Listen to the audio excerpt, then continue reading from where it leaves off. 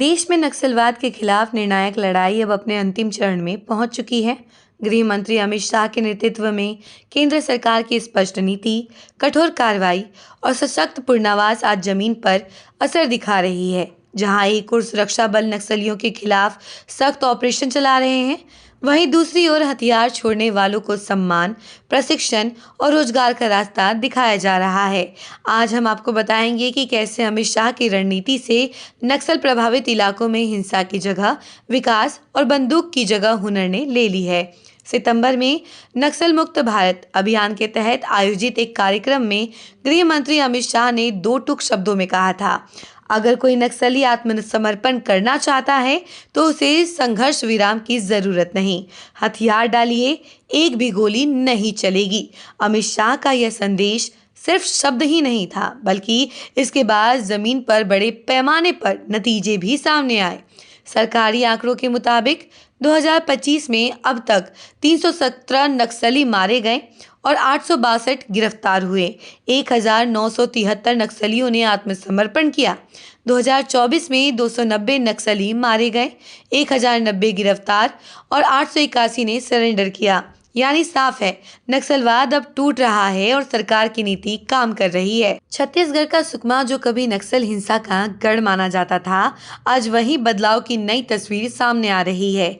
यहाँ 35 आत्मसमर्पित माओवादी अब सरकार के पुनर्वास केंद्र में राजमिस्त्री की ट्रेनिंग ले रहे हैं। इन युवाओं को सिखाया जा रहा है ईंट, चिनाई, प्लास्टर का काम, छत की ढलाई। यही लोग अब प्रधानमंत्री आवास योजना ग्रामीण के तहत घरों के निर्माण में योगदान देंगे। अमित शाह की नीति का असर यही है, जो कभी व्यवस्था को तोड़ते थे, आज वही देश को बनाने में जुटे हुए हैं। बस्तर क्षेत्र में बदलाव की एक और कहानी सामने आई है। यहाँ 30 पूर्व माओवादी कैडर अब होटल मैनेजमेंट और हॉस्पिटैलिटी की ट्रेनिंग ले रहे हैं। 3 महीनों के इस कोर्स में उन्हें सिखाया जा रहा है होटल प्रबंधन, पर्यटन सेवाएं, फ्रंट ऑफिस ऑपरेशन, साफ सफाई और स्वच्छता। यह अमित शाह के उस विजन का हिस्सा है जहां पुनर्वास सिर्फ कागजी नहीं, बल्कि सम्मानजनक जीवन की गारंटी है। अमित शाह की रणनीति सिर्फ सुरक्षा तक सीमित नहीं है।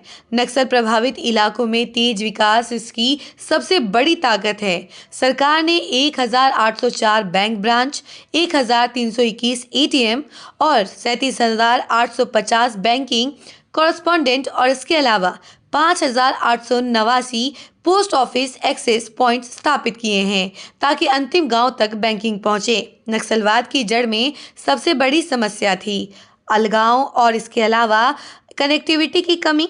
इसलिए केंद्र सरकार ने 2014 से 2025 के बीच 12,000 किलोमीटर सड़कें बनाई, 20,815 करोड़ रुपए की परियोजनाएं मंजूर की। मोबाइल नेटवर्क के तहत आज वही इलाके डिजिटल इंडिया से जुड़े रहे हैं। वहीं आपको बता दें कि अमित शाह ने साफ लक्ष्य रखा है मार्च 2026 तक देश को नक्सल मुक्त बनाना। और आज हालात ये है कि सबसे अधिक प्रभावित जिले घटकर सिर्फ 3 रह गए हैं और कुल LWE प्रभावित जिले 18 से घटकर 11 हो गए हैं। यह सिर्फ आंकड़े नहीं, बल्कि उस नीति की सफलता है जिसमें कठोरता भी और इसके साथ ही साथ करुणा भी।